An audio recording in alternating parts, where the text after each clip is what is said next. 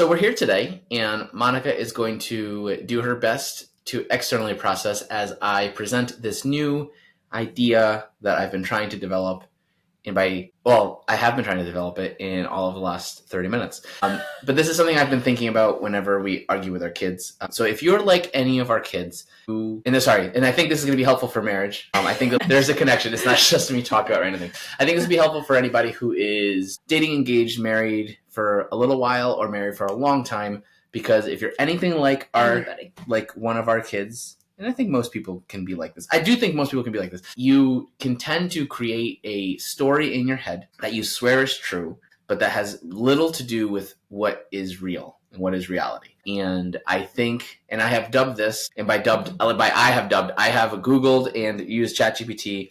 And I guess there is a thing out there that people have called narrative mode, that humans have the ability to go into narrative mode where they live within the narrative rather than the present reality of what life is actually like. And I think that can be really detrimental to families, and especially as we're going through things, if we live in the narrative rather than what's actually happening.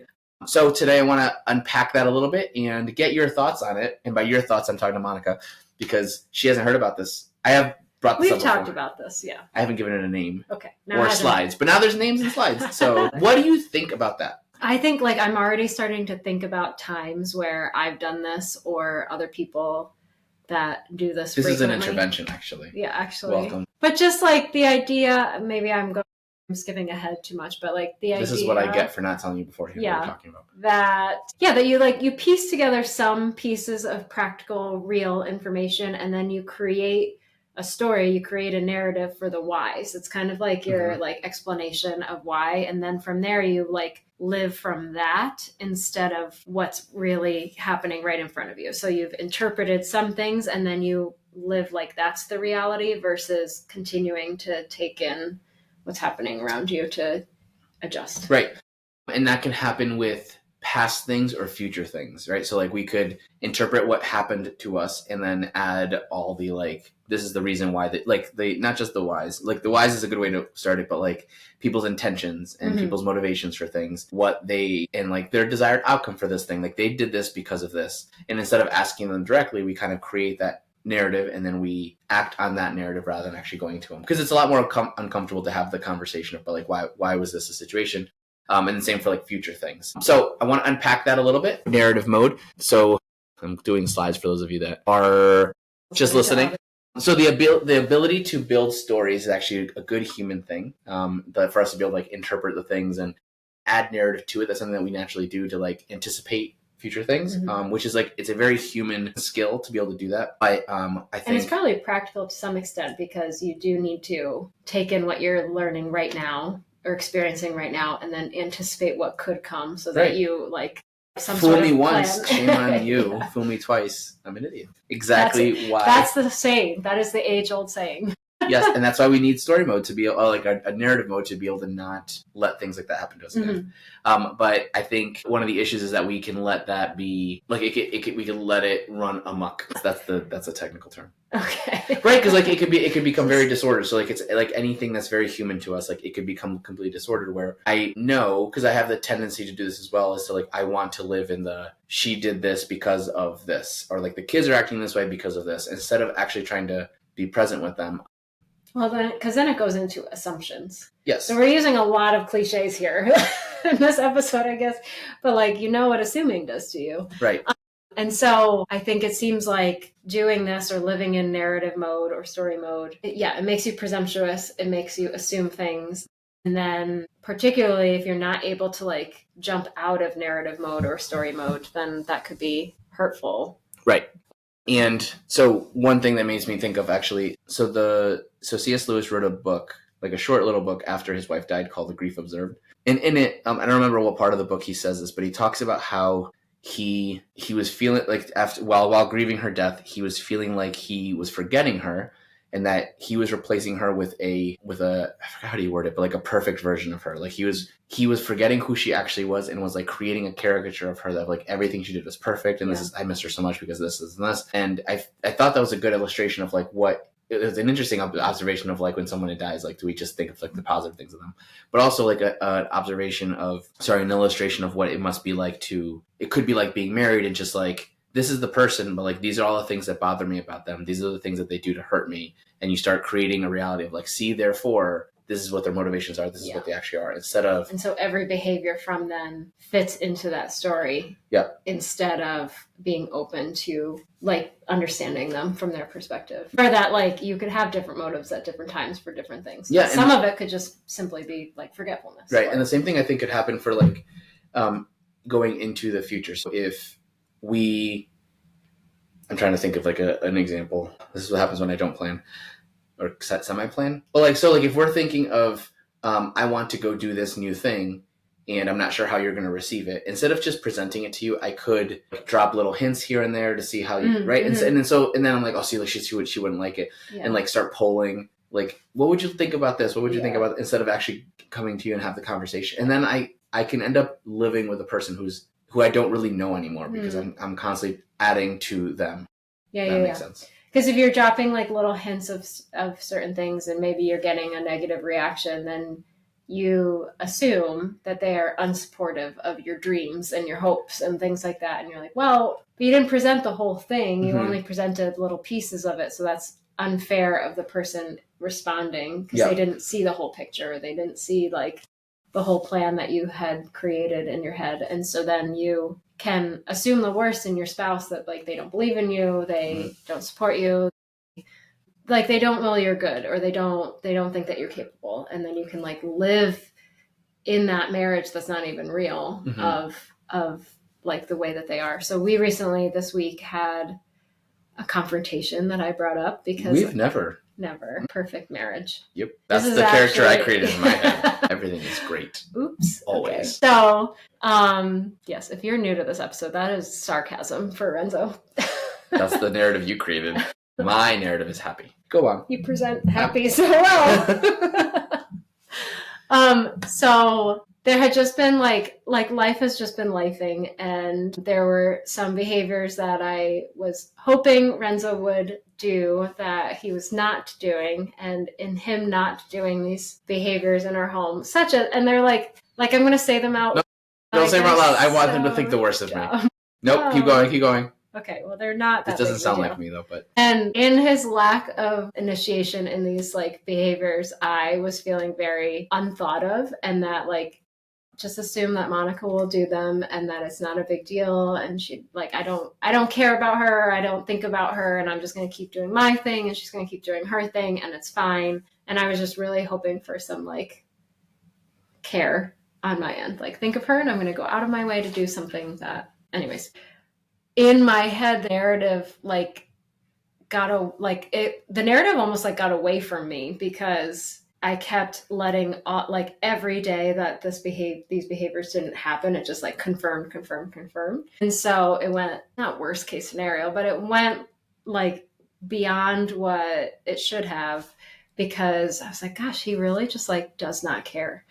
I waited too long to bring it up and present it, and you're like, that is not at all what I think. And so I think that there's something in the middle. It was not as extreme as I thought of, but you also then became aware of like, I could see why you would think that, because you know I had said I would and then I didn't, and you had your reasons why, but like at the end of the day you never came and said like I didn't do the thing because of this. And so there was not like a circling back and like an open communication. So you know, the thing kind of kept getting forgotten on your end, and I just kept feeling worse and worse on my end. I'm so happy we're not saying what it is. Why you feel like? I just want them to think the worst. And like it was failure on both parts, but for me, like the narrative got away from me because I didn't bring it up. Yes, failure on both parts. Ignore the face I made. You didn't see it. No, they saw it. Only if they're watching. So, I have 44 people who watched the last episode. 44 is that how many we got? Last time I checked. We're averaging like 20. Thank you to the 20 on YouTube. But you could train this ability. Story mode. Yeah, like you can train yourself to get out of that, because I think it's important to recognize like when you're in it and being like, okay, this is me creating a narrative rather than me being present to the actual person. So I wrote a couple things. One thing I think it's important to start training yourself in, I put situational awareness. I think, so that's used for like when self-defense. Yeah, when you're like walking down in New York City. Okay, so one of the things Monica does, I am going to call this out because it's very clear. One of the things my wife does when she gets in the car, she doesn't start it and lock the doors right away. She just kind of hangs. How dare I hate that because like you're not aware. That's a transition. You're transitioning from walking to the car. You're not aware of your surroundings. So situational awareness would be like being aware of your surroundings. Any possible threats. Just because you got in the car does not mean you are safe. Correct. That's my problem. Also, when we get in the car and you don't start it right away and it's hot and the air conditioning's not going, I'm the worst. Torture. But so situational awareness is like one of the things that you can start just to be aware of like what's present. Because usually what'll happen, I'm not saying this happens with you, but if you're transitioning to something else and you're on your phone or thinking about something else, you're not present to your surroundings. So like the idea would be being situational aware is being aware of your surroundings in your present moment and not thinking about other things. So that's one way you can start training yourself is like being aware of where you actually are, what's actually around you, and not always thinking and letting your mind be taken by other responsibilities. There could all be legitimate. It's just like, are you in a place where you can legitimately be thinking about them, or are they a distraction? Also, spending more time in silence is something that we are not doing in society. Things are getting away from us more than I think we realize as a culture, in that there is just so much that's so much noise, and we are not purposely finding time to be away from the noise. Because especially if we're in a time of life where, or season of life where we have kids. So like even if we're away from our devices, like our kids are noise. And then even when we're with our spouses, confrontations and disagreements can also be noise. Like, do we have time of just silence so we can just be with our own thoughts and let them slow down after they swirl and swirl and swirl? And the last thing is we need to read more, because reading, I've in the last 2 weeks, I've read through a very cool series that I love, and I found that like I am not thinking about politics and what's on social media. I'm thinking about the book. So like I'm contemplating themes and characters and things of the book, which is really interesting that like my mind is occupied with that, and it's very different than when it used to be occupied a couple weeks ago about all the other things that I'm consuming. Like out there. Right, out there in the world, even if it's like I was passively consuming them. I'm not thinking about like the what ifs of, and people might think this is negative, but like I'm not thinking of the what if of politics or about, I don't know, whatever else there might be out there right now. Politics is the only thing I can think of. Like current events. But like, it's just interesting to be thinking about like, what's the morality and where do cultures get morality that don't have God? Like, just like things like that from the book, like things I'm pulling out. Yeah. And just the ability to contemplate other things that are true rather than just the constant noise that we can be getting from Well, it devices. even like informs how you receive those other things then, because you've now set a different foundation of how you're receiving that information, because you're thinking of them from a much deeper perspective of like thinking of like character development and themes and right and wrong and how like people interact and how different people are, like they come to think differently and they come to behave differently, and how those things can work together or they can work in conflict with one another. And like then you receive current events and you see them from a different lens instead of just like clickbait or frustration or boom, boom, boom, boom, boom, all these different things. But it's also interesting to be contemplating things that don't stress me out. Because to some extent, whatever we might be consuming via our devices is You were not stressed reading that book? It was different. It was a different stress. The series was stressful. Yeah. It's a roller coaster. There were tossing stop things. Reading. But like, it's funny because like that was leisurely. Versus like the other one where like there's an actual implication to like it's fake. Yeah, it's fake. It's like it's not real. I know this is real. Like I feel it. It feels real. But like there's not. I highly doubt my cortisol levels are as high as when like other posts come up. But so like this is something you can train. But I think we need to be like, before we just try to be present with our spouse, I think just training the muscle of being present to other things beyond the noise. So like relationally, finding time for silence, just yourself, will train you to be a more present spouse when you're with your husband or your wife. Like, yes. So like doing those things and reading and prayer and contemplation, like those are all important skills for you to have as an individual, so that you can bring that best self to the relationship, to the conflict, to the story narrative that's happening in your marriage and in your family. Yeah. And I really want to make this a complete indictment on devices, because I am coming. We're not going to be subtle about it. No, I know that most likely you've come to learn about our podcast through social media. So I'm happy about that. But I've been pushing, especially with you, I've been like, can we get on our phones less and less? Because I really just don't like what it's doing. Because there's no there's no neutral exchange between us and devices. Like either they're like every time we use them, like there's something that's being taken from us that I don't think we realize. And I still use them. Like I'm having a harder time putting them down. So I know I have this issue as well. But they push us specifically in terms of like the narrative mode. Every time that we post and we scroll, like we are taking bits and pieces of that and adding to our ability to create narrative. So we're taking bits and pieces of that, and all of the things that we're consuming are adding to our ability in the way that we create narrative. So for example, there's been a lot of like reels that you'll send me, or TikToks if you're younger, that you'll send of like even, and I've sent this to you of like counselors or experts sending advice about marriage, for example, right? And like they cute little stories and this and that. And I think that adds to our like Rolodex in our head.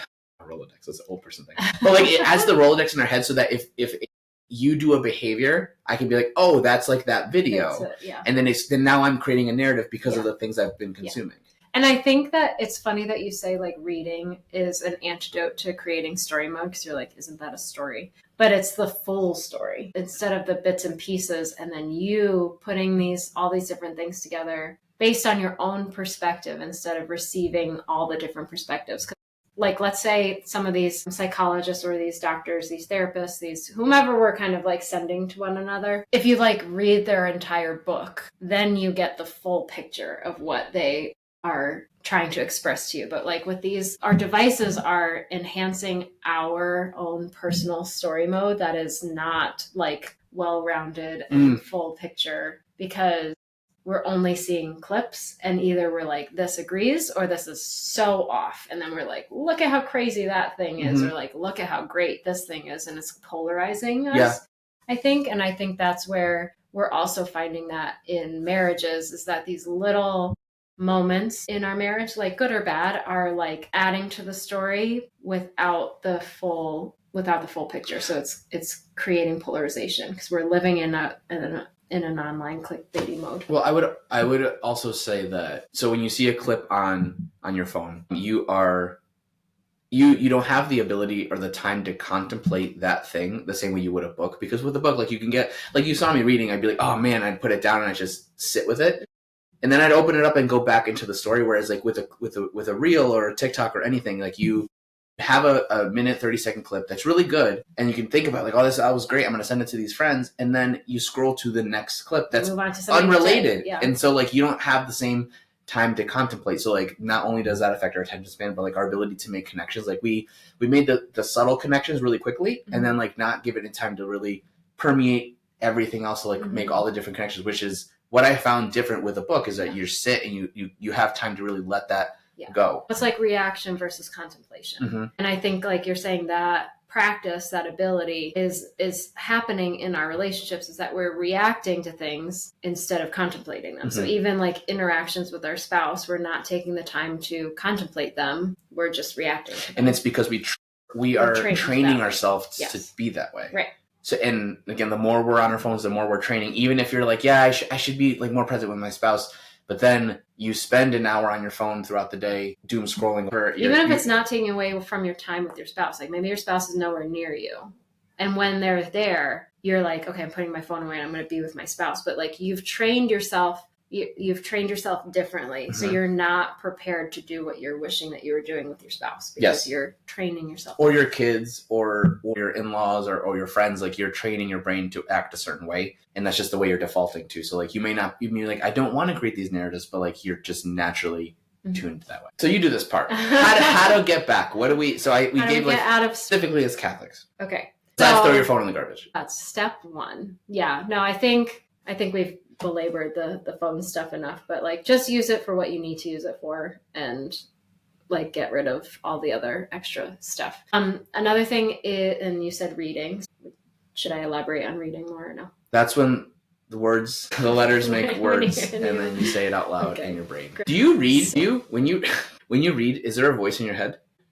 Not all the time. Weird, man. But the current book that I'm reading, there is, because I've heard an audiobook first, so I hear it. That's not but you don't speak to yourself in your head. No. That's so bizarre. So yeah, there's people who don't. Well, because I wonder if it's the same people that have internal monologues all the time versus not. Yeah, I can't believe you don't. I'm constantly talking. I mean, it might be only my kind of. Well, you said you do narratives too. I definitely. Someone is definitely narrating my life as I'm walking through the hallway. That's wild. Unless I tell this shit. Don't let people find out about you. That's what I tell it. Don't get too loud. Don't get too rowdy. No excitement in the narrator. And I think, okay, so reading is another strategy that you have come up with to get yourself out of story mode, is read an actual story. So another one would be to actually work on your prayer life. There's a lot of people that we chat with, and even ourselves, like we have a time where we have to make a decision and you're like, did you pray about it? And you're like, nah, not really. I did like a one-liner, like, hey, God, help me out with this, or what have you. But doesn't sound like me. Not at all. Keep going. But actually, like, spending time in prayer and then spending time in the silence of prayer to like try to wait for an answer, or being like then continuing to live life in prayer, like being open and disposed to the answer coming throughout your day. And if you are not like praying like that, then you're not going to hear God if and when he answers, like you kind of like living in this disposition of like reception of God when he's ready to answer you.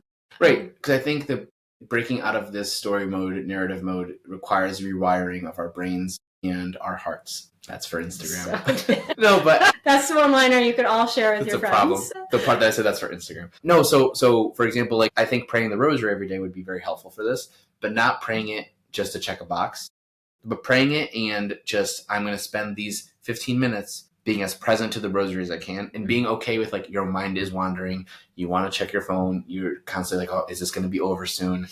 I don't remember the mysteries, whatever. Like, but being okay with that, because doing that every day will slowly build up the muscle of I can sit in 15 minutes of prayer and be able to be present to the prayer itself, be present to God, and not have him have half foot in, half foot out. But you actually have to do that repetitively. You have to do it to and train for it.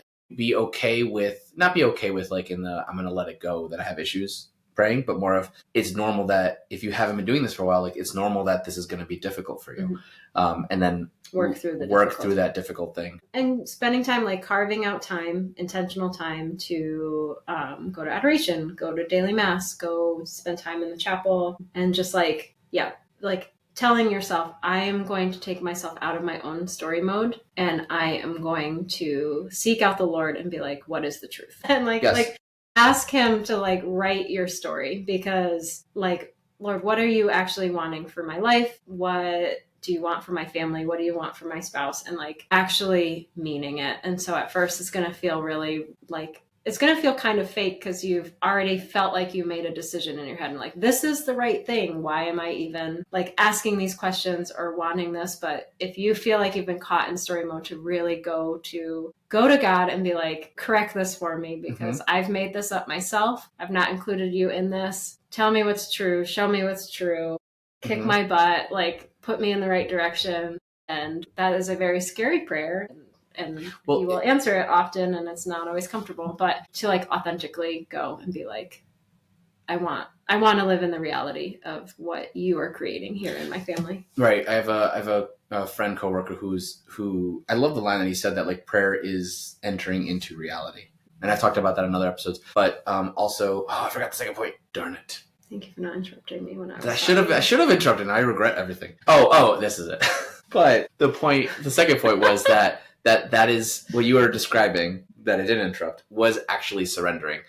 Because I think not only do we have a tendency to create narratives with our spouse and add to their motivations for their decisions, and even our children, but we also could do that to God and think, you didn't answer this prayer because of this, therefore I'm like, maybe there's something wrong with me, maybe I didn't do the right thing, it's because I sinned that you're letting these bad things happen to me. Like, we could add to that narrative and create stories that again aren't true. And prayer, returning to prayer and staying in prayer, and reading scriptures and reading of the past stories and of other believers who the way that they've lived, can hopefully refocus us on who God really is, and not a narrative that we're creating. Because a lot of times, and this has happened to us in youth ministry, that maybe not more recently, but back in the day, you'd have kids who learned about a certain type of God through religious ed, through their parents, through, a lot of misinformation, and we had to represent them to the actual God and how he actually loves, and what scripture is actually saying, what the church actually teaches. And I think we should continue to do that to ourselves or for ourselves, so that we're not creating narratives for God. And then if that is in the rightful place, then we can learn to do that to our spouses. Yeah. And like, all right, I don't want to create narratives. I don't want to be like the teens who misunderstand everything about God, but it's really, he really wants to be a different way. The best way I learned about God was going to him directly. The best way I want to learn more about my spouse's motivations to go to them directly. Yeah. And ask the hard questions. Like, why are you the way you are is the question. Exactly. But like, what a level of intimacy that you can achieve with your spouse if like you ask God the hard questions, you give the space to allow for those answers to be revealed to you. The more that you practice that, the more that you like live in reality and see reality, and then you'll desire that in your home, and you'll desire that in your marriage, and you'll start being able to like ask the questions and really be open to the real answer. So like if you do this too quick, you might be easily offended because you're like, oh, I want this, but then you're still living in story mode and you're not actually open to your spouse's answer. Yes. Okay. And the other thing I think is important, that when you bring things up to your spouse, I think leading with your motivations for why you're asking certain things or why you're addressing certain things or why you're doing certain things, I think it's helpful. Because if you're not used to being, I'm going to sneeze. If you're not used to being fully present to them and they're not used to being fully present to you, and you see this idea of narratives kind of being part of one of your issues, I think just leading with that can help so that they don't have to do the work of trying to dig out of it. Like, why are you asking me this? So like sharing the like, this is what I think based on these behaviors, and like, can you tell me like your side of it? Or can you share with me where you were at when I observed these things, when I experienced these things, and when the way I interpreted them? And being willing to not necessarily be wrong, because like you can both, like, I don't want to pin you guys against each other. It's not right or wrong, but it's like your story, my story, and then like the truth is neither of those and both of those. It's somewhere in there, because like if we live in this land of your truth is like my truth is my truth and your truth is your truth, then like that's not going to work well for a marriage if those truths don't align. I can see it as like, this is my perspective. Right, this is how I interpreted things. So like what I'm saying is why like, you're wrong. Sorry, I love you. I wasn't trying to interrupt, but I did. And it's not because you disrespect me. It's because you had thoughts that needed to come out of your mouth. Because I drank a Celsius before. Right. But I think that it's important to like, yeah, I agree. Like, put the disclaimer to preface it. Like, this is how I receive these things, my perspective on things. And in that, be willing to let them share their perspective and to kind of wrestle with like, okay, so where is the reality in that? Like, where can my behaviors be adjusted? Where can my interpretations be adjusted? And be willing to kind of like all of these other things we're training. So then like, you're going to have to practice that in your marriage. Like, just because you did the training doesn't mean that you perfected your marriage. It's like, okay, now you can apply that to your marriage and start practicing this skill of unstorying your stories. And it's going to take practice because there's two of you doing it now, like with your teammate, and they're going to have their way of doing it and your way, and you're going to have to work together to do that. But the only way to do that is to be honest and to actually say the things out loud instead of continuing to like isolate and withdraw. Yep. Because I know, this is the last thing, I know that there have been people in the past, I'm not saying who they are or how they're, but like who have had issues in their marriage and we've been, no, had issues in their marriage and we've been like, have you tried to, do you think they'll be able to change? Like, oh, they would never change. They're this, and this, they always think this way. And I feel like that's part of, you created a narrative about this person. Yeah. And like that, because they may have no idea that this behavior is affecting you at all. Right. Especially in the and also part of our faith. You interrupted me. I did. I love it. So happy. It balances things out. It's been, I don't know about balance, but this Wait, you're interrupting twice. I'm not done. The point I was going to make was that is part of our faith, to believe that change is possible, that the Lord redeems us and can help us become better. So if we're ever stuck in a place where we're like, this person's never going to change, that is not ever true. And then we need to return to prayer so that the Lord can tell us the truth. And then we can bring that into our marriage, the reality that change is possible, redemption is possible, there's reconciliation. Yes. Yeah. And and again, I think that's where like, this is not just a human formation skill. It has to be a human formation skill, training yourself in how you, like with your phones and with reading and with like the human skills, but then also prayer, because it's impossible without grace. Like this transformation in your marriage is impossible without grace, but it does require your cooperation. This won't be a miraculous shift. It has to be done with your practice and participation, but God can take those little efforts and like magnify them and make them more effective because you've invited him into it. Yes. There it is. Amen. Now tell us what you think. Did we miss anything?